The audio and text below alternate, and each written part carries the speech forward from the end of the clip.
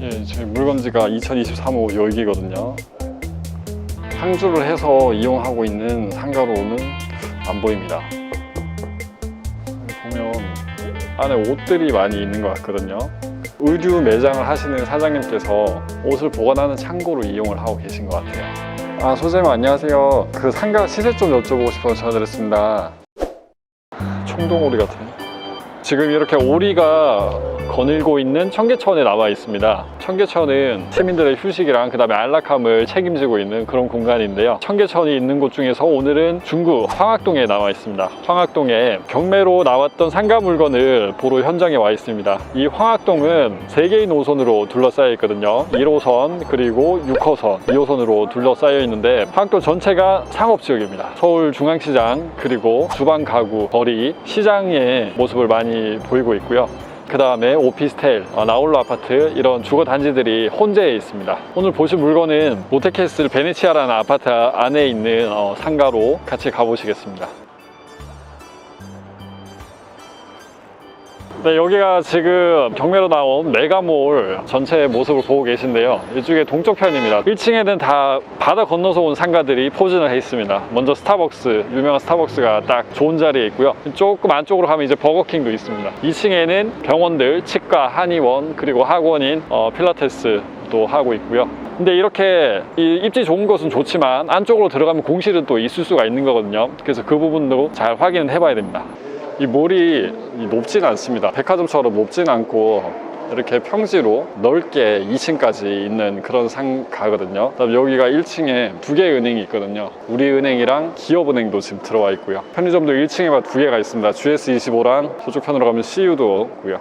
그냥 딱 들어와서 봐도 되게 좋은 상권이겠구나 이런 생각이 들고요. 물건지가 있는 2층으로 한번 가보시죠. 딱 2층 계단이랑 가까운 곳은 이렇게 음식점 크게 운영을 하고 있습니다. 바로 여기 보시면은 공실도 있습니다. 공실도 있기 때문에 잘 되는 곳은 잘 되지만 안 되는 상가도 있을 수 있겠다. 이렇게 보시고 접근하셔야 되겠고요.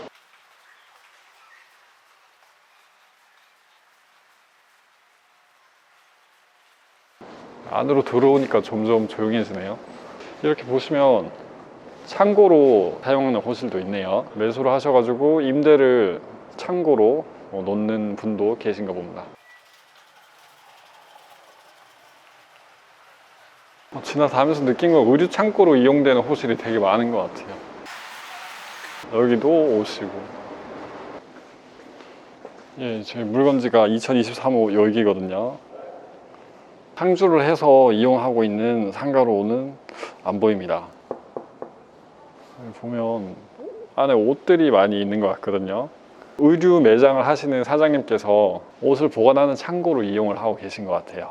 아, 소장님 안녕하세요. 그 상가 시세 좀 여쭤보고 싶어서 전화드렸습니다. 전용 면적 10평으로 기준했을 때 한 시세가 어느 정도 될까요? 한 15평 정도 나와 있는 게요. 예, 2,000에 120 정도 합니다. 저기 2층이죠? 네, 2층이죠.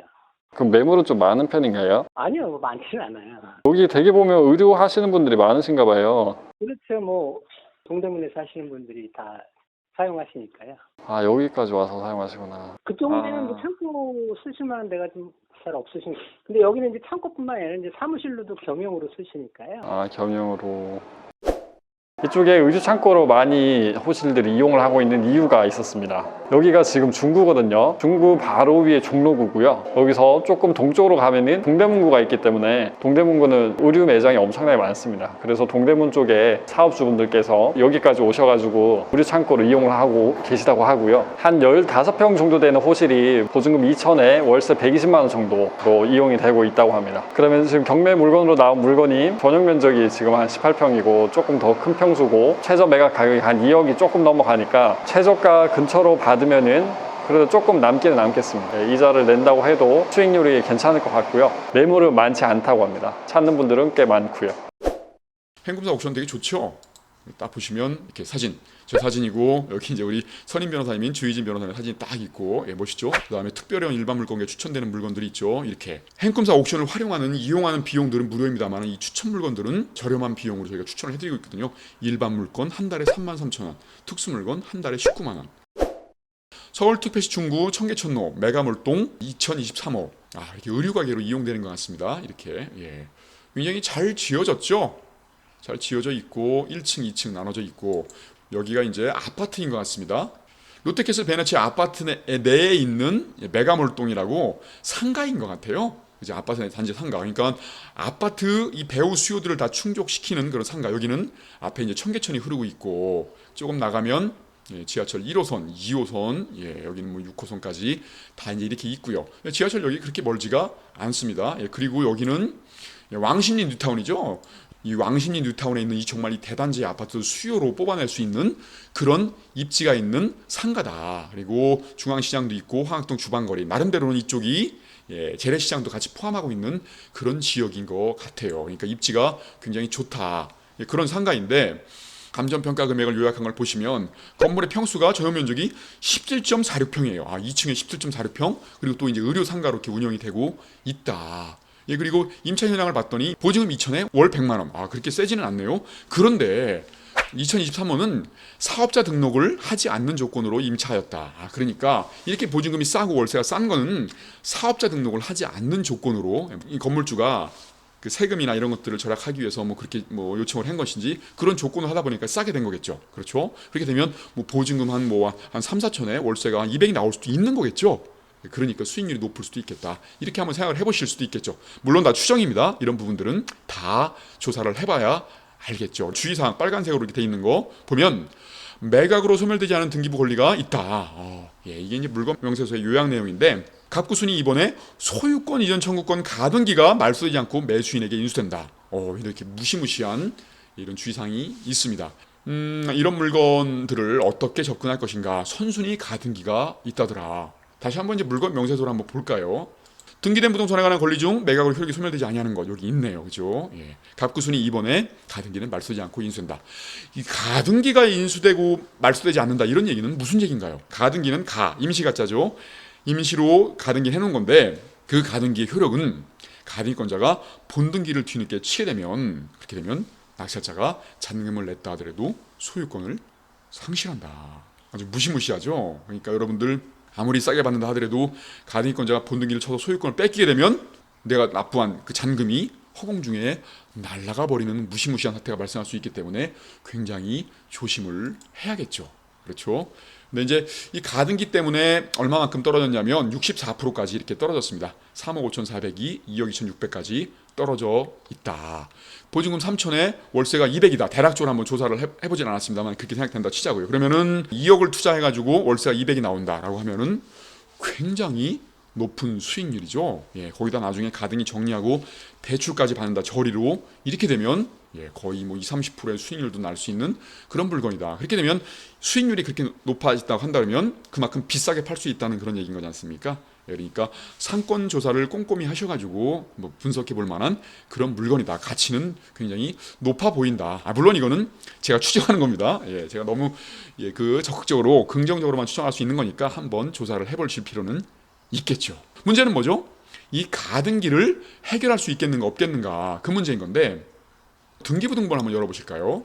열어보시면 이 내막들이 쭉 나올 텐데 소유권 보존을 분양을 받은 거겠죠. 네 분이서 쪼개가지고 공유를 이렇게 하게 됐나요? 이게 이제 가족 관계인지는 잘 모르겠습니다. 성들이 다 달라가지고 그런데 유씨 지분에 가등기가 걸려 있다. 어떻게 보면은 전체 지분에 대한 가등기가 걸린 게 아니라 이렇게 유씨 지분에 대해만 가등기가 걸려 있다. 그러니까 3분의 1 지분에만 가등기가 걸려 있다라고 보시면 되겠고요. 그리고 지분에 도양구에서 압류도 하고 세무서에서 압류도 하고 그러니까 그런 거 보니까 이렇게 세금을 연체를 해가지고 지분에 압류가 이렇게 많이 걸려 있구나 이렇게 보시면 되겠고요. 근데 또 다른 지분권자인 정씨 지분에도 가압류가 걸려 있네요. 이게 지분이 되게 복잡하다 이런 생각을 한번 해보실 수 있겠죠.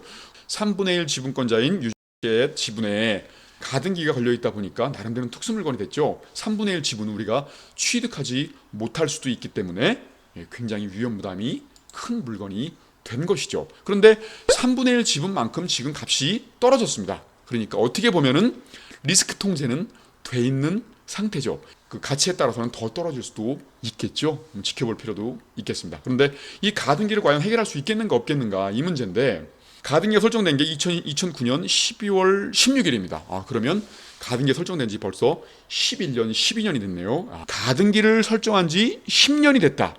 라고 한다 그러면 가등기를 설정하는 이유가 매매 예약을 하는 건데, 그렇게 매매 예약을 해놨는데 이 사람이 팔아버리면 안 되니까 그 구속력을 주기 위해서 매매 예약에 의해서 가등기를, 못 팔게 가등기를 해놓는 거, 그런 게 있다 그랬죠. 그런데 매매 예약을 해놓은 사람은 결론적으로 이제 자기 돈이 생기면 일정한 시간에 매매 계약을 하겠다라고 상대방한테 의사표시를 해야 되지 않습니까? 그거를 바로 매매 예약 완결권이라고 해요. 매매 예약을 매매 계약으로 완결시키는 권리, 이거를 매매 예약 완결권이라고 하는데, 매매 예약을 해놨는데 계속 매매 예약 완결권을 오랫동안 행사를 안 해요. 그렇게 되면 되게 답답하죠. 소유자로서는요. 지금 당장 사는 것도 아니고 나중에 사겠다고 했는데 그걸 언제 살지도 모르고, 이렇게 되니까 소유자는 답답하니까, 이 답답함을 해소하기 위해서 우리나라 판례상으로는 매매 예약을 체결한 지 10년이 지나도록 매매 예약 완결권을 행사하지 않으면 매매 예약 완결권은 무효가 된다, 소멸된다, 이렇게 이제 판결을 했습니다. 2009년 12월 16일, 지금 10년이 지났죠. 그런데 10년이 지났다면 이게 소멸될 수도 있겠구나라고 강력하게 추정을 해볼 수 있어야겠죠. 그리고 가등기라는 게 본등기를 하기 전에 이 사람이 팔지 모르니까 급하게 설정되는 게 가등기인데, 자그마치 12년 동안이나 본 계약을 체결하지 않았다, 이거는 가등기가 무효일 가능성도 있겠구나, 이렇게 생각해 볼 수도 있어야겠죠. 그런데 그 가운데도 권리를 행사하면 또 제척기간 내에 매매 예약 완결권을 행사한 거로 봐가지고 매매 계약이 체결된 거로 보는 거거든요. 그렇게 되면 이 가등기가 유효하게 살아날 수도 있단 말입니다. 그걸 어떻게 조사를 할 것인가? 매매 예약 완결권을 행사한다는 의미는 내가 매매 계약을 체결하자라고 상대방한테 의사표시만 하면 돼요. 그래서 가등기권자도 만나보고 본등기권자도 만나봐서 매매 예약 완결권을 행사했는지를 한번 조사를 해보는 거죠. 여러분 어떠신가요? 이 이외에도 가등기를 말소할 수 있는 방법 정말로 많거든요. 경매 특수물건을 접근하는 방법들, 단 1%의 리스크도 없이 접근하는 방법들 정말 많거든요. 그런 지식들을 다 본인 것으로 만들어서 단 1%도 없이 이렇게 놀라운 수익률을 내도록 바라겠습니다.